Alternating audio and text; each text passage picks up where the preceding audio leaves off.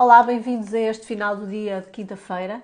Hoje volto novamente à questão das moratórias bancárias. Isto porque o Ministro da Economia disse há dias que é provável que as moratórias bancárias venham a ser estendidas por mais algum tempo. A questão das moratórias, da moratória pública que foi concebida em março do ano passado para acudir às famílias e às empresas que se encontravam em maiores dificuldades para pagar os seus empréstimos, a moratória pública foi concebida como uma medida temporária e excepcional e que vem sendo sucessivamente prolongada em face da situação pandémica que vivemos. O problema está no risco de incumprimento que poderá surgir em massa quando o risco de incumprimento dos créditos bancários, quando as moratórias acabarem.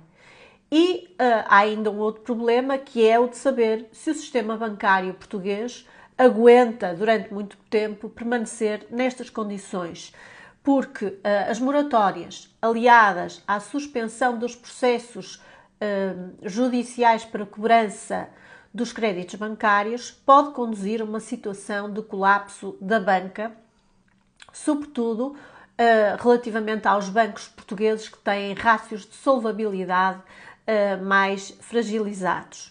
E mais, as taxas de juros estão a níveis historicamente baixos. E, portanto, também há que equacionar a possibilidade de as taxas de juros subirem ligeiramente para que as empresas e as famílias, no final das moratórias, passem a ter muitas dificuldades em cumprir com os seus empréstimos junto da banca.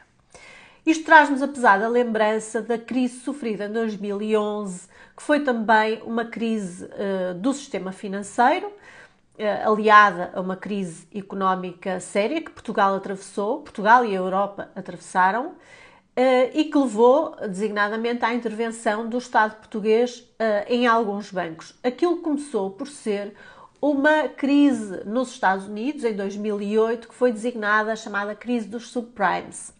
A expressão subprimes designa os empréstimos imobiliários concedidos a famílias de escassos rendimentos, os chamados subprimes, que foi um fenómeno que começou na década de 80 nos Estados Unidos com o financiamento, com o desenvolvimento de políticas de financiamento para a compra de casa própria a famílias que tinham médios ou reduzidos rendimentos. Inicialmente financiava-se apenas 80% do valor da aquisição, mas depois, paulatinamente, foram-se concedendo empréstimos de 100% do valor da aquisição e às vezes até de valor superior ao valor da aquisição.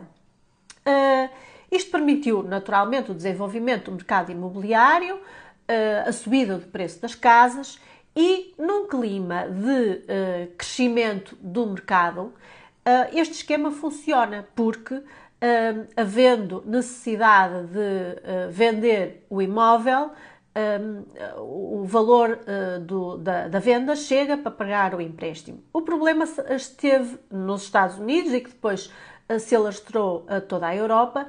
O problema surgiu quando a bolha rebentou.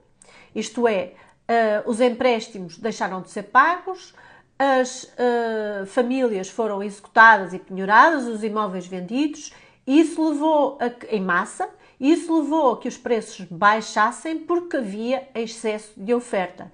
Em consequência da crise económica e do desemprego, também os primes, aqueles que ofereciam à partida condições de pagar, também os primes começaram a deixar de pagar e isso levou ao colapso da banca. Recordo que os bancos, para financiarem créditos a longo prazo, como é o crédito à habitação, necessitam de se refinanciar noutras instituições financeiras. E para garantir esse refinanciamento, os bancos, nessa altura, portanto a partir de 2018 e até 2011, sofreram uma crise porque foi uma crise em cascata.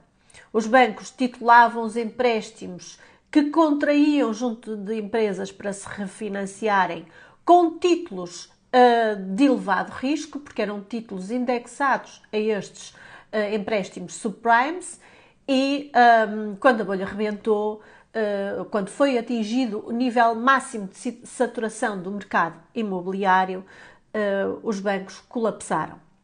As economias viram-se, portanto, perante o complexo problema do incumprimento em massa dos créditos bancários, sobretudo os créditos à habitação. Isso foi um problema seriamente sentido em Portugal e é este o receio, e é por isso que falo nisto, é este o receio que tenho com o prolongamento durante tanto tempo das moratórias. Até porque, como já falei aqui noutra ocasião, muitas famílias recorreram às moratórias sem terem necessidade disso, porque não sofreram quebra de rendimentos, mas só porque achavam que seria um benefício. Por isso, de que é que nos servirá este empurra com a barriga para a frente? Será mesmo a melhor forma de debelar as consequências da crise pandémica?